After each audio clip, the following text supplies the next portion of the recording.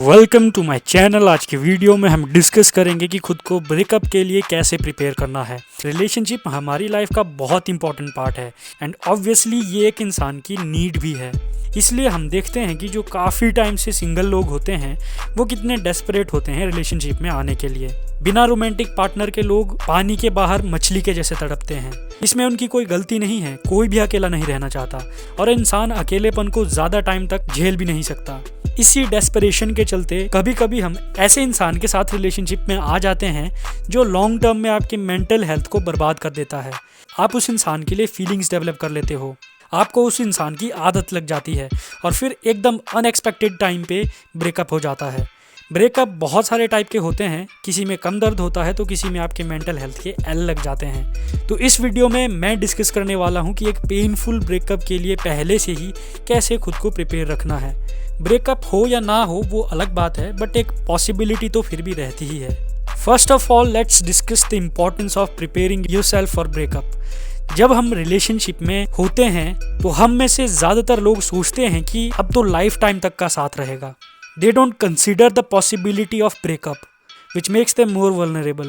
Breakup का सबसे main reason होता है आपके पार्टनर को आपसे बेहतर कोई मिल गया है।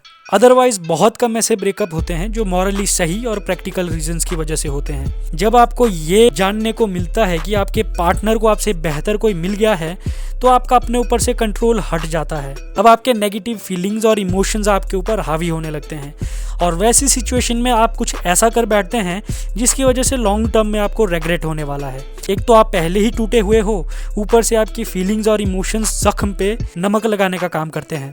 और ज़्यादातर केस में लोगों को ज़िंदगी भर ट्रस्ट इश्यूज रहते हैं जिसकी वजह से वो अपने अगले रिलेशनशिप को भी ख़राब कर देते हैं। ब्रेकअप आपकी साइकी पे बहुत गहरा असर छोड़ सकता है जो आपको ज़िंदगी भर का घाव दे सकता है। वो घाव आपको ना लगे इसलिए ब्रेकअप के लिए प्रिपेयर रहना बहुत इंपॉर्टेंट है। ब्रेकअप के लिए खुद को प्रिपेयर करने का पहला स्टेप ये है कि आपको हमेशा अलग होने की पॉसिबिलिटी को कंसिडर करना है और रिलेशनशिप में होते हुए आपको खुद से ये पूछना है कि अगर मेरा पार्टनर मुझे छोड़ के चला जाता है तो मैं उस मोमेंट में उस दर्द को कैसे हैंडल करूंगा या करूंगी। आई नो ये एक पेनफुल रियलाइजेशन है, बट अगर आप ब्रेकअप के नेगेटिव कॉन्सिक्वेंसेस से बचना चाहते हैं तो आपको ये कड़वा घूंट पीना पड़ेगा। और दूसरा पॉइंट ये है कि आपको अपने पार्टनर पे इमोशनली इतना डिपेंड नहीं होना है कि आपके पार्टनर का अप्रूवल आपके लिए एक एडिक्शन बन जाए। जब आपको अपने पार्टनर का एडिक्शन हो जाता है तो उससे दूर रहने से जो विड्रॉल सिम्टम्स होंगे वो भी उतने ही डेंजरस होंगे। इसलिए शुरू से ही आपको ये ध्यान रखना है कि आपकी खुशी का कंट्रोल आपके पास ही हो।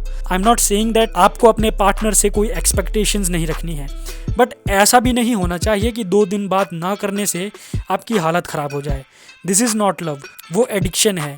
There is a very thin line between loving your partner and having addiction of your partner. So be careful. तीसरा पॉइंट ये है कि रिलेशनशिप में घुसने से पहले आपको रिलेशनशिप के रूल्स और बाउंड्रीज क्लियर होनी चाहिए। रिलेशनशिप में आना जितना आसान होता है उतना ही मुश्किल रिलेशनशिप को मेंटेन करना होता है। तो मेक श्योर रिलेशनशिप में आने से पहले आप खुद को अच्छे से तैयार कर लें।